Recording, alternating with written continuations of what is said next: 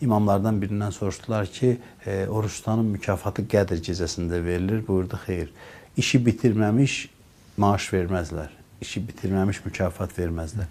Ramazan ayı bitir, bayram günü göydən nida gəlir. Gəlin öz hədiyyələrinizi götürün.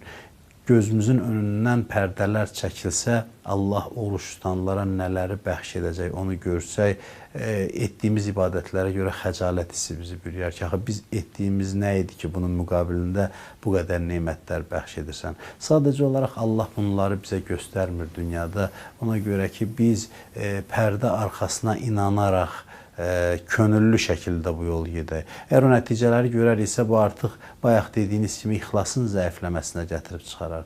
Allah mükafatları gizlətməklə bizim şəxsiyyət kimi ucalmağımızı istəyir. Yəni biz müstəqil olaraq gözümüzlə görmədiyimiz, ağlımızla tapdığımız mükafatlara görə müəyyən əməlləri etməliyik, ibadətləri yerinə yetirməliyik. Və bunu da deyim ki, Ramazan ayında ən böyük mükafatlardan biridir Ramazan ayının halıdır. Doğrudan da bir ay ərzində oruç tutan insanlar bilir ki, söhbət ac qalıb, susuz qalmaqdan getmir. İnsan bu oruc ayı ərzində müxtəlif günlərdə, saatlarda izah olunmaz həzlər, ləzzətlər alır. Yəni, insan oruç tuta bir feyz, ləzzət, həzz aləminə daxil olur.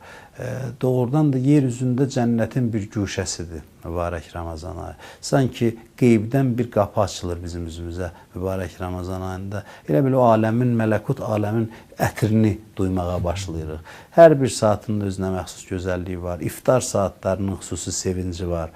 Ailənin, dostların bir araya gəlib iftar açması, ibadət etməsi, dualar etməsi. Ümumiyyətlə, fikir verirsinizsə, mənəviyyat güclənəndə maddi ləzzətlərin də keyfiyyəti artır. Yəni, biz adi hər gün yediyimiz yeməyi sanki başqa baxışla baxırıq. Yediyimiz yeməyin keyfiyyəti də dəyişir, ətri də dəyişir. Ümumiyyətlə, insan özünə qayıdır. Mübarək Ramazan ayında bu böyük bir qazancdır.